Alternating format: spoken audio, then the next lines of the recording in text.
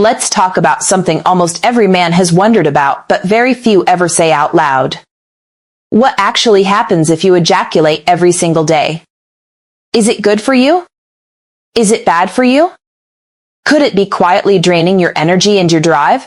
Or could it actually be doing something positive for your body that nobody ever explained to you?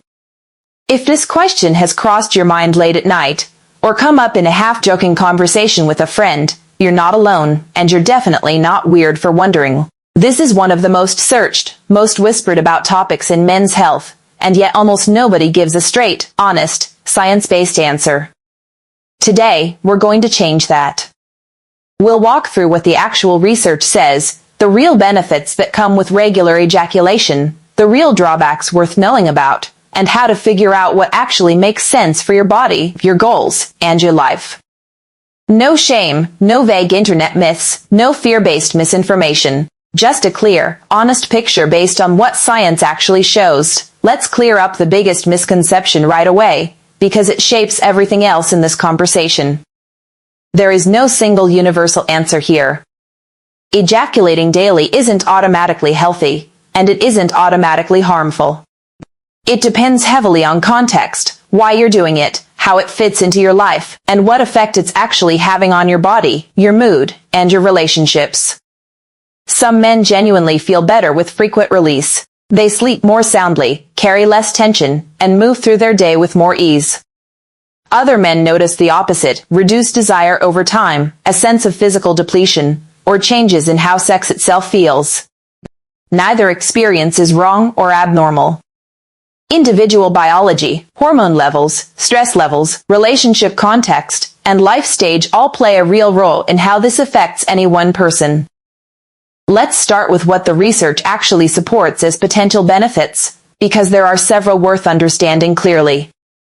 The first is the effect on mood and stress regulation. That relaxed, almost reset feeling many men notice after ejaculation isn't imagination, it has a real hormonal basis. Orgasm triggers the release of several chemicals in the brain, endorphins, which are the body's natural pain-relieving and mood-lifting compounds. Dopamine, tied to reward and motivation. Oxytocin, often called the bonding hormone, associated with feelings of closeness and trust. And serotonin, which plays a major role in mood stability. Together, this combination tends to bring the nervous system toward a calmer, more grounded state. For a lot of men, that translates into less accumulated tension, an easier time managing daily stress, and a general sense of emotional steadiness. It's not a cure for anxiety or a substitute for actual mental health care when that's needed, but as one piece of a broader picture of well-being, it's a legitimate factor worth acknowledging. The second area worth understanding is sleep. Many men notice they feel sleepy or deeply relaxed after ejaculation, and that's tied to a measurable hormonal shift, particularly the release of prolactin, a hormone strongly associated with post-orgasm relaxation and drowsiness. Combined with the calming effects of the other hormones released during and after orgasm, this can genuinely support falling asleep faster and experiencing deeper rest, especially for men whose minds tend to race at night or who deal with everyday stress that interferes with winding down. Better sleep, in turn, supports nearly everything else: focus, mood, energy, recovery. It's a small but real piece of the broader puzzle of sleep health. The third benefit relates to cardiovascular and circulatory function. Sexual arousal and orgasm involve real physiological activity, increased heart rate, dilated blood vessels, and a noticeable uptick in circulation throughout the body. This isn't just localized. Oxygen and nutrient delivery increases more broadly during arousal and climax, which some researchers describe as a mild form of cardiovascular activity, not unlike a brief burst of physical exertion.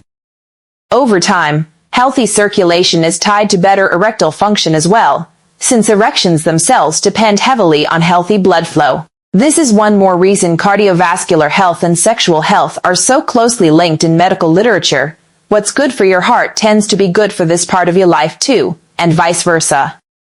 The fourth benefit is one of the most well-known findings in this space, and it's worth explaining accurately rather than vaguely.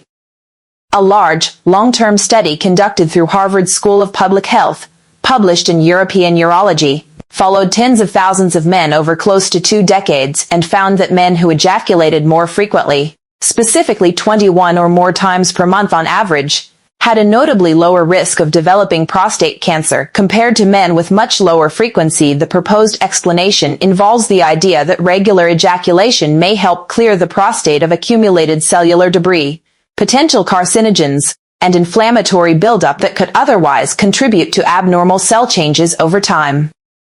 It's important to be precise here. This was an observational study showing an association, not control experimental proof of direct causation. And no legitimate researcher would suggest ejaculation frequency alone determines cancer risk or replaces the need for regular screening, especially as men age or if there's a family history of prostate cancer.